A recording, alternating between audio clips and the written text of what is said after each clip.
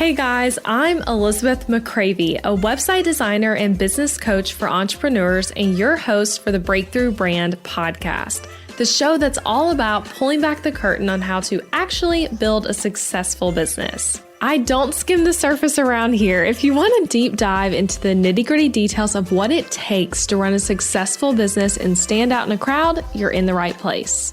After creating a multiple six-figure-a-year website design business in my 20s, I'm ready to share everything I've learned and everything I'm still learning because I believe the keys to building a thriving business should never be a secret. Here you'll find episodes that are actionable, direct, and fun, like friends chatting business over coffee, and a fresh, honest take on the reality of being an entrepreneur. If you're ready to master online marketing, branding, website design, mindset, and business strategy, then this is the podcast for you. It's time to build your breakthrough brand. Let's do this. Sales calls, discovery calls, consultations, whatever you want to call them. You may love them, you may hate them, but we all know they're super important. So what happens on this call literally can determine whether a potential client works with you and commits to being your client, or them ghosting you, or just simply going with someone else. And for me, I used to hate sales calls. I had a few bad experiences with them early on in my business, including one, honestly, kind of traumatic experience where the potential client badgered me about how young I was and credentials and things like that. It was not fun. For a while, I would leave these calls, even the ones I did book the client on, often feeling frazzled and vulnerable and not sure I was confident enough, not like I really got the information I wanted from the call. And again, even when I did book the client. So after about 5 years now of consistently doing these calls, even more years if you count those freelancer days when I was so frazzled, but I've learned some things that help with sales call confidence and helps you really nail the call and book the client. So I want to share some of those things with you today, 4 things in particular, and honestly, a lot of little bonus tips throughout. So let's dive in. So as I'm recording this, I was like, I want to share a little bit about what's going on with me right now before I get into these tips to give you guys a little life update. As I'm recording this, I am 30 weeks pregnant, which is insane to me. It feels like when I think about pregnancy, first trimester felt so slow because you have a secret you're not sharing with people. And then second trimester flew by. And now I feel like third trimester might fly by. Maybe it'll feel like it slows down. But I just can't believe we're in 2-ish months range now until my due date. And so many things happening that we just launched new website templates, which I'm so excited about. And that was a huge goal for me this year to get out some new awesome templates for you guys. And then now we have the Booked Out Designer program coming soon, both 2 big before maternity leave things. And I'm just hoping that I have enough energy to keep going here because I can already tell you the third trimester really does feel different energy-wise than the second trimester. I felt more emotional, had more back pain. I think I have sciatica right now in my leg. I'm going to the chiropractor this afternoon, hoping to get that figured out. But yeah, it's been really interesting. And we are just so excited to welcome our baby boy in August. So anyway, there's a little bit of what's going on with me. And now let me get into this topic though. So as you know, first of all, before I get into these tips, I'm a brand and website designer. So I'm going to be approaching this discovery call advice as a designer and through that lens for advice. So if you are a designer, hey, you're going to be right there with me in the kind of advice I'm sharing here. But if you do another type of service, literally any type of business where you're working with clients, just know that these are tips for you as well. And you might just have to apply a little bit of what I'm saying to what you do in your business. And as an FYI, my program for designers, Booked Out Designer, is opening very, very soon. And I'm so excited. So July 12th is the date to be exact. And I want to invite you to join the waitlist to get some special info and also a special offer that will come during launch week for the waitlist people only. So go to elizabethmccravey.com/BOD, that's short for Booked Out Designer, to join. And you can get some more info there. And yeah, I'm really excited to welcome new students into this program again. Okay, so let's get into these tips. So these are in no particular order, and these are not all my tips on discovery calls. It's kind of funny as I was thinking about, okay, what tips do I want to share in this episode? I've got 4 for you here, but I could have easily done like 30. I mean, so many. And I'll go ahead and spoil it, but there's an entire module on sales calls inside of the Booked Out Designer course. And I went ahead and counted before starting to record. And that module alone has 13 training videos, 13 videos where there's a screen with like a keynote and then me talking like I do right now for this podcast, teaching about discovery calls. And it's right at 3.5 hours of training content on how to master discovery calls. So to say I have more advice on discovery calls is truly an understatement, but I do want to hit some of the high points here on tips that will help you nail your next discovery call right now, feel more confident, all of that good stuff. So my first big tip, do the call on Zoom, not on the phone. So I may have already lost some of you as I say that, because I know that like Zoom feels so much more intimidating, right? It feels like a lot more work. You might have to like get ready when for a phone call, you can just pace around, that sort of thing. But let me explain, even though Zoom can feel more high pressure, it also feels more relational to get to see someone else's face. And it might give you a memorable edge over other calls this potential client might be having with your competitors who are like, hey, I'm only available for a 15-minute phone call with you. It's going to give you that competitive edge, because that's something to always remember with sales calls is like, you are likely not the only person that this potential client's talking to. Most people, regardless of what the job they're needing help with is, they're going to interview quite a few people. So just know you're not the only person. So this is something that can kind of give you a competitive edge. And so for me, for about a year into my business, I was doing all the discovery calls on the phone. I was like, 20 minutes. They schedule it with me on my call scheduling software. I usually did not get ready, would just pace around my office. I'm such a huge pacer when I'm talking on the phone and stuff. But then I started working with a lot of international clients, particularly a lot in the UK, which is really interesting. I've worked with, I don't even know how many one-on-one clients in the UK and even more template customers there. But as I started doing a lot of discovery calls with people there, you can't just call them, right? We're in completely different parts of the world. And so it was like, okay, well, I can't give you a phone call. You can't give me a phone call. Zoom or Skype is what we're going to have to do. And so that's where Zoom came in. And those Zoom calls with these international clients were so effective that I turned that into being my default way to do discovery calls. Because working with a designer or any service business, like if you're working in someone else's business, right, as a service provider, it's so intimate. They're showing you aspects of their business that might feel vulnerable, like the problems they have that they're hoping you'll solve.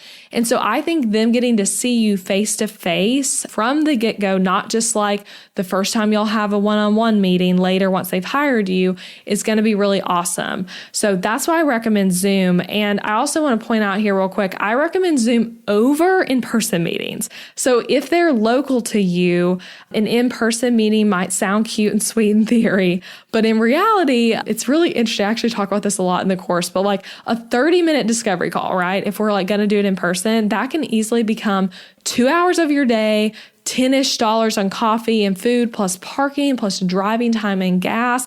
And it is just a lot of commitment. I know I've done quite a few discovery calls in person with local clients, and sometimes it felt worth it, which I'll kind of tell you how to know if it's worth it in a moment. But sometimes it didn't. Sometimes it really was like I let the client control everything. They picked the coffee shop. It's on a completely different side of town from where I live. I have to pay for parking. I have to pay 30 minutes, I have to drive 30 minutes there, drive 30 minutes back, paying $5 for parking, pay $5 for coffee. Oh, they ordered lunch. Okay, I need to order lunch too. And before you know it, it's a 1 hour meeting with them plus driving time. And it takes up your whole day. And then maybe they don't even book.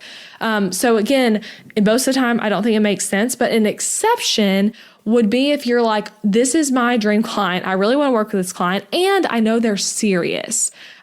So if you can sense that, hey, this person's super serious about working with me for whatever reason, those kind of flags show up all the time in the communication prior to the call. That would be a reason. And if they really want to do in person, to possibly do in person. Another reason would be if you're meeting at their literal business. So for example, if they own a restaurant and you're meeting at that restaurant, that's different because it's wow, that's really cool. I'm getting to see this place that you're wanting me to manage the social media for, or you're wanting me to design the website for, or whatever it is. But in general, make Zoom your default, not in person. And then if the potential client doesn't want to do Zoom, but wants a phone call only, that's okay too. Do a phone call. I like to let clients pick sometimes, let potential clients pick, but then make sure they know that I think Zoom is the preferred method, but that they can totally choose a phone call if they want to. And you'd be shocked because even when given the option between the two, most people will pick Zoom, especially in today's age where last year in 2020, we all got so used to using Zoom regardless of what industry we're in. So yeah, that's my first tip. Do Zoom for the calls. All right, strategy number 2, review their business and basically internet stalk them before you get on the call. So you should never go into a discovery call thinking, well, I'll see who this guy or gal is once we get on the call, and then they tell me about themselves and their business, and then I'll learn what I need to know about them. That is going into a call completely blind, and that's not what you want to do. So you want to research prior. You want to take notes. If they already have an existing business with a website and social media and an online presence in general, look it all over. Follow them on Instagram. Maybe watch their stories from that day so you could comment on something they shared. And for you designers listening, you really want to stalk their existing website to get a scope for how much work it will be if you take on this project. So particularly for website designers there, but you want to look I have a whole list in the course, but you want to look at things like what software they're on now, how many blog posts do they have, thinking, let's say they're on Squarespace and you're transferring them to show it. If they have 500 blog posts that you're going to have to transfer, that's a completely different situation than setting up a blog from scratch. If they have a lot of, you're moving them from WordPress to Squarespace, do they have a lot of crazy custom WordPress plugins that are making their whole site work that you need to know about? How many pages do they have on their website? Do you think they'll need to do brand photography? Are you going to want to suggest that? Or does what it look like they have so far feel good to go? I also, as designers, recommend checking out their sitemap so that you can see all the hidden pages that aren't linked from their main navigation. And again, to really get a feel for what's happening on this website. So outside of the website, though, you can try to learn about them and what they're working on from their social media. You can Google their name and see, are they featured anywhere, any articles that come up, search them on Facebook, and maybe even look at their personal page if that makes more sense, if this is truly a newer business where the person doesn't have an online presence yet. But I want to encourage you to come to the call with a list of questions that you want to ask them in order to give them an accurate quote. So I have a whole system I teach in Booked Out Designer for how to display pricing on your website. And it might be different than what you're thinking. I really, really love the system. It's what I've done and what I found works. And then I have a system after that for how to give an exact quote to an individual client. So head to the course for that info. I thought about getting into some of that on the podcast today, but I think it's just too much to get into on this episode. But I will say, I recommend quoting the potential client on the call if at all possible. And in Booked Out Designer, I teach you how to literally say the quote, the best way to do that. I'm not about sales scripts and stuff, so you're not going to find me in the course being here's exactly what you have to say start to finish on a discovery call, because every call is so different and I don't think that actually works. But I do teach you a lot of strategies to navigate when the situation changes and when each client is so different. But I do teach you how to quote the client on the call. But if you haven't researched them prior to the call and figured out what questions you still have about their business, then you're going to struggle to give them a quote if you don't know anything about them, right? You'll end up feeling like you need more time before you can say a number, which then is going to delay their decision making. You're not going to have an opportunity to talk money on the call, which again, maybe you don't want to talk money because maybe that sounds scary, but it truly doesn't have to be if you feel confident in your prices and you know what you're doing. So anyway, I guess that's really 2 tips in this one, but the first part is stalk them before the call. So you go in feeling prepared, have a list of questions, have a list of things you want to make sure they know about your services, things you want to know about them, all of that. And then the second part 2 of this would be to quote them on the call. Do not leave the quote for an email they're going to get hours or days later. Do it right then. You still want to send them a quote in an email too, in addition to that, send them a proposal, but you want to also say the quote on the call.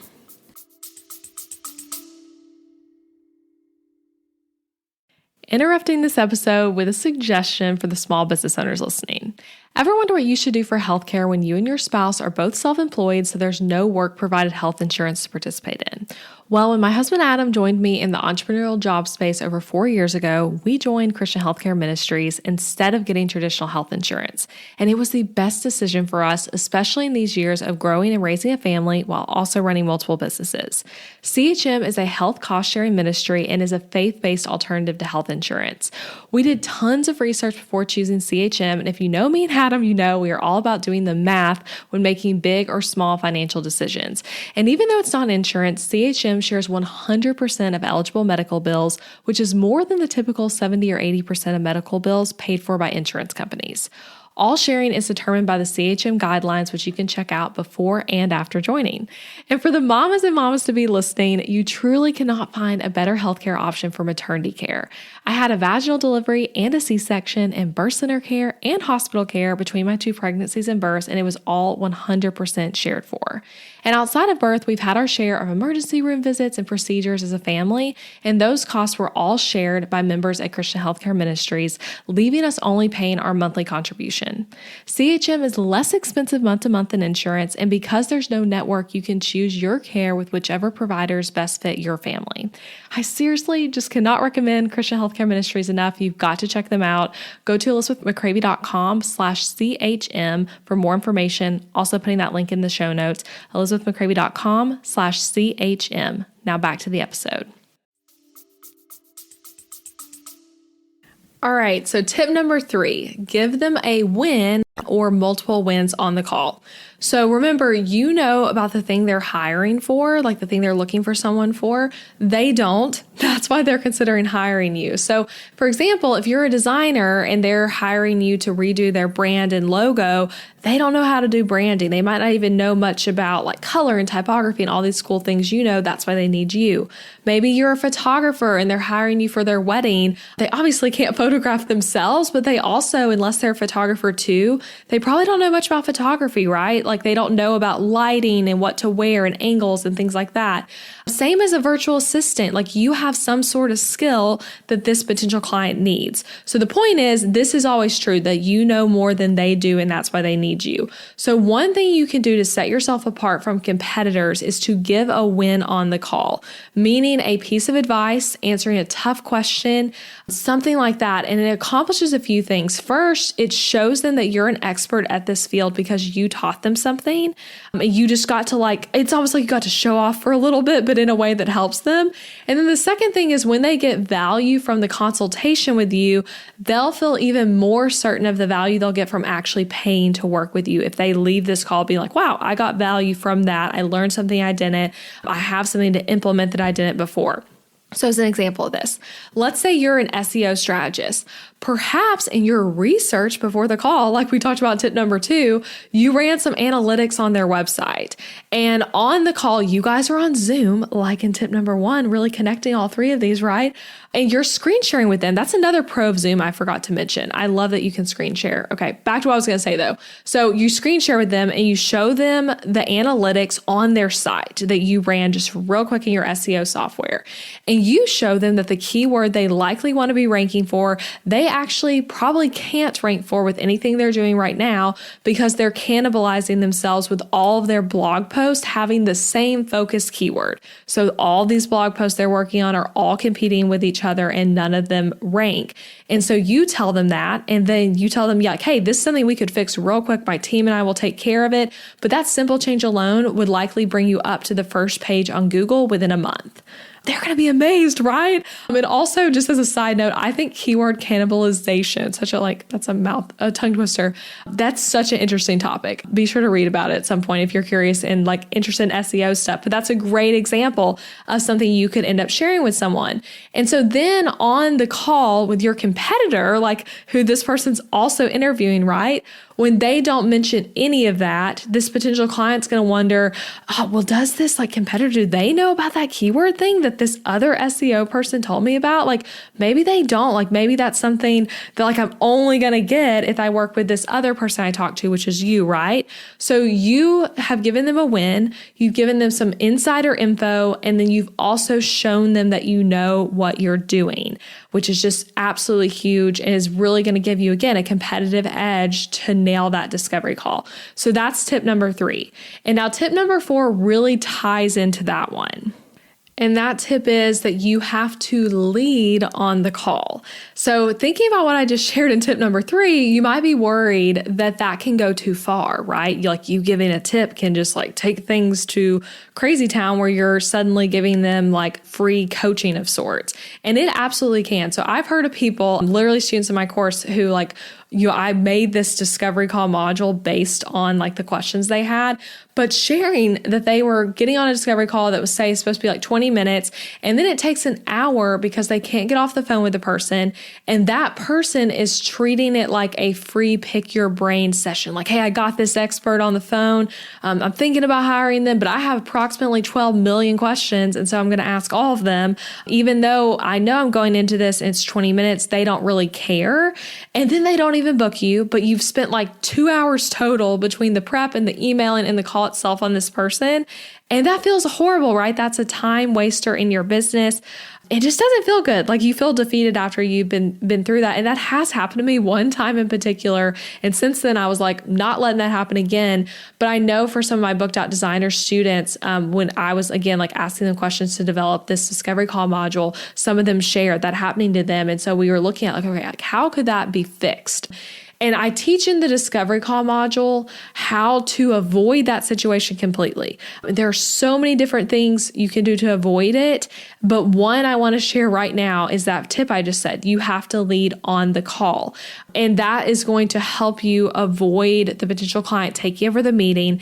And it really relates to how you start the call itself so that you're showing up to the call as the leader of the meeting, not them. So if they're leading or if they feel like you want them to lead, they might feel like they're supposed to just ask you questions, which can turn into a pick my brain session. So like if you're starting the discovery call with like, hey, nice to meet you, a little bit of small talk. So what questions do you have about working with me? Then of course they're going to feel like they're in charge and they're going to feel like, yeah, like, okay, I was supposed to come with some questions. I have a list. Let me just keep asking you questions. So that's my final tip, to lead the meeting. You call the shots, you control the flow, which shockingly, a funny thing that happens when you do this, it actually means that the potential client probably talks more than you do. Which if they're leading the call, it probably means you're talking more because they're the ones like asking questions, right? And you're like giving them help and coaching.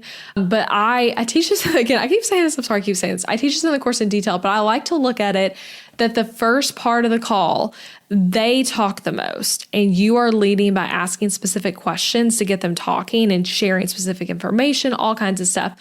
And then the second half of the call, you're talking more as you answer their questions and as you lay out your pricing, what the package is, what start dates are, and all of that kind of stuff.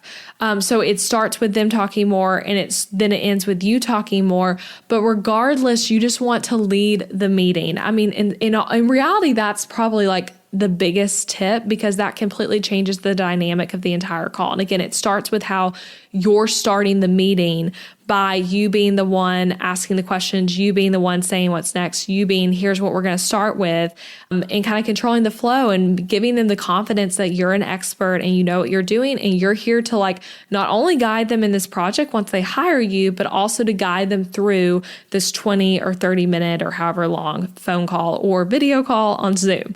So that is it, my friends. I hope these tips help you feel more confident on your next sales call. Again, I just a reminder to you, if you scale sales calls, discovery calls, whatever you want to call them, I've called them a million different titles throughout this episode, but these do not have to be scary. And more practice will help you get better and better at them.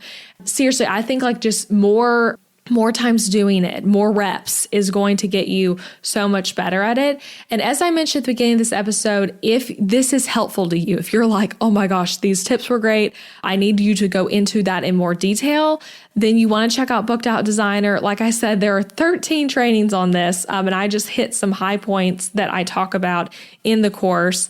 But there are 13 trainings, about 3.5 hours of content just on discovery calls itself. So you want to check out Booked Out Designer. And if you're listening to this live, then doors open again really soon on July 12th of 2021. If you're listening to this way into the future, doors will be opening again at some point. So still do what I'm about to say next, but you want to be on the wait list for it. So you're going to find some info and links and all that in the show notes, but you can go to elizabethmccravey.com/BOD, short for Booked Out Designer, to get more info. And again, if you're listening to this way into the future, maybe the course is open right now. Maybe it's not. Maybe you can get on the wait list, but regardless, that page is going to be like the info source for you to figure out when it's opening again or if it's time to join right now.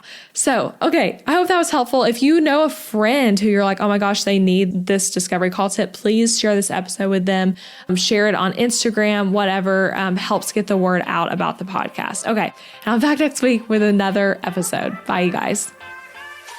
Hey, thanks for listening to the podcast today and for staying until the end. I appreciate you being here. And if you enjoyed this episode, then I want to invite you to check out my online course and coaching program for designers, Booked Out Designer. In this program, I teach you how to build a successful in-demand booked out business as a designer. You'll learn everything from the exact experience I take my clients through to things like figuring out your niche, mastering discovery calls, pricing your services for profit, creating contracts that will not cause you legal troubles, and my exact social media strategies to book clients. You even get to watch recordings of me in actual meetings with my actual clients so you can really learn through what you're seeing.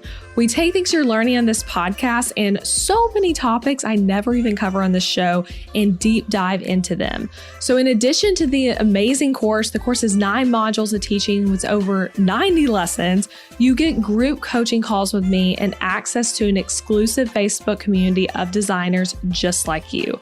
And fun fact, this isn't one of those kind of Facebook groups where the founder never comments on posts or you never see them in there. You'll find me there all the time, ready to help you out with any business question you have. So to get info on the course and to see when the doors will be opening again, head to elizabethmccravey.com/BOD, short for Booked Out Designer. I hope to be able to coach you and teach you inside of the course soon. And don't forget that you can subscribe to this podcast on Apple Podcasts or wherever you're listening so that you never miss an episode. And a great way to support the show is to leave a rating and review, share it with a friend, share it on social media. All of that will help get the word out. All right, I'll see you again next week.